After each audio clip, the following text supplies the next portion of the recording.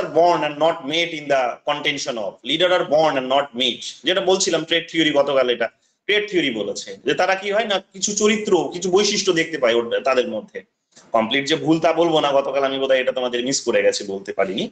যে রাহুল গান্ধীর উদাহরণ হয়তো আমি দিয়েছি, আমি হয়তো অন্যান্য এই নেপোটিজমের যে সব বাচ্চা ছেলে মেয়েগুলো আছে, অ্যাক্টর্স গুলো আছে, তাদের কথা আমি হয়তো বলতে পারি, বাট কমপ্লিট না, এটা আমরা ওকে দোষ দিতে পারবো না।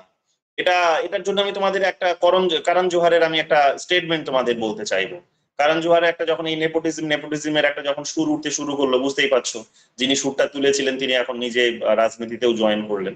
তো যাই হোক, নেপোটিজমের এই সুর যখন উঠতে শুরু করলো বলিউডে, তখন আমরা দেখতে পেলাম কারণ জোহার বেরিয়ে এসে তখন একটা বড় সুন্দর একটা কথাও বলেছিলেন, এটাও খুব ভালো লেগেছিল আমার শুনে, আর্গুমেন্টটা ভালো লেগেছিল। সেটা কি, সেটা হচ্ছে যে এটা তো পুরোটাই তো মার্কেটের উপর দাঁড়িয়ে আছে। মানুষ যেরকম চাইছে সেই হিসেবেই এখানে কিন্তু এই সিনেমা জগতের কিন্তু ইভলিউশন হয়েছে, বিবর্তন হয়েছে। তাহলে মানুষেরই প্রবণতা হচ্ছে, যারা দর্শক, যারা আজকে হয়তো এটা বলছে হয়তো যে ঠিক আছে নেপোটিজম আছে, তাদের চরিত্রেরই একটা ট্রেড এটা দেখতে পাই আমরা, তাদেরই নিজেদের একটা চরিত্র হচ্ছে এরকম, যে তারা ওই ওই সেলিব্রিটিসদের ছেলে মেয়েরা কিভাবে পড়াশোনা করে, তারা কোথায় যায়, কি খায়, কিভাবে তারা অভিনয় করে, তার বাবা মায়ের তার বাবা মায়ের প্রতি তাদের একটা ভালো ধরো অভিনয়ের প্রতি একটা ভালো অ্যাট্রাকশন ছিল, তো সেই সিম্বলস গুলো তার ছেলে মেয়ের মধ্যে দেখতে পায়, তাই সে তাকে ফলো করে, তার ভিডিও দেখতে চায়, তার সিনেমা দেখতে চায়, তার ব্লগস সে দেখতে চায়। এগুলো কিন্তু হয়। তো এটাকেও তো তুমি ইগনোর করতে পারবে না যে হ্যাঁ এটাও সত্যি কথা, আমরা আমাদের মধ্যে এটা কিন্তু আছে। আমরা এটা জানি যে হ্যাঁ, যে আমারও ইচ্ছে হয় একটুখানি দেখি তো যে আলিয়া ভাট কি সিনেমা করলো, আলিয়া ভাট কিভাবে, সে তার লাইফস্টাইলটা কিরকম, কারণ এ তো আর সাধারণ ঘরের কোনো ছেলে মেয়ে নয়, তার বাবা একটা বড় ডিরেক্টর, বড় একটা সেখানে প্রযোজক, তো তাদের লাইফস্টাইলটা কেমন। তো সে যখন সিনেমা করে তখন আমি সেটা দেখতে পছন্দ বোধ করি। তো এটার জন্য আমি নিজেই দায়ী, আমার চরিত্রের মধ্যেই ওই জিনিসটা লুকিয়ে আছে।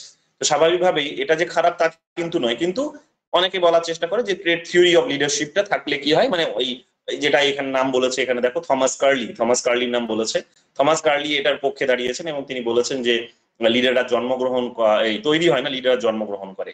তো কিছু কিছু মানুষ যেহেতু ওই জন্ম থেকেই তা মানুষ তাদেরকে ফলো করে, তো স্বাভাবিকভাবেই তারা কিন্তু যে ওই লিডার হিসেবে যে আগামী দিনে যে উঠে আসবে সেটাই স্বাভাবিক কথা। হ্যাঁ, তৈমুর কি করছে আমি এখন জানতে চাই। তৈমুর কিভাবে তার অন্নপ্রাশন কবে হলো, সে কি যে এখন খেতে শিখেছে কি শেখেনি, সে পটি করতে শিখেছে কি শেখেনি, হ্যাঁ, তার মা করিয়ে দিচ্ছে না সে নিজে করছে, এগুলো এখন আমাদের জানতে হয়।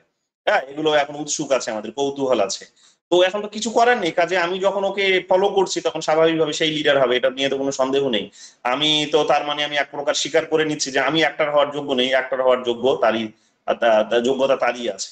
তো কাজে স্বাভাবিকভাবেই এখানে কিন্তু ও কিন্তু জন্মগতভাবেই লিডার হয়ে কিন্তু জন্মগ্রহণ করছে, তো এটা তো ভুল নয় কমপ্লিটলি, বাট এটাও কমপ্লিটও ঠিক নয়, বাট এটা আমাদের বুঝতে হবে যে এগুলোও কিন্তু হয়। যাই হোক, তারপরে এখানে এর বিপরীতে আমরা দেখেছি বিহেভিয়ারাল থিওরি নিজে বেরিয়ে আসার চেষ্টা করেছে এবং অনেক আইডিয়া সেখানে তারা দিয়েছে। এবং এই এই এই থিওরিজ গুলোর কালকে তোমাদের সমালোচনাগুলো বলছিলাম, ল্যাক গুলো বলছিলাম যে কোন কোন বিষয়ে ল্যাক আছে, তো এগুলো একটু দেখে নিও, আমি আর এত ডিটেলসে যাচ্ছি না, যেহেতু গতকালই এই পয়েন্টস গুলো তোমাদের অ্যানালাইজ করেছি। সো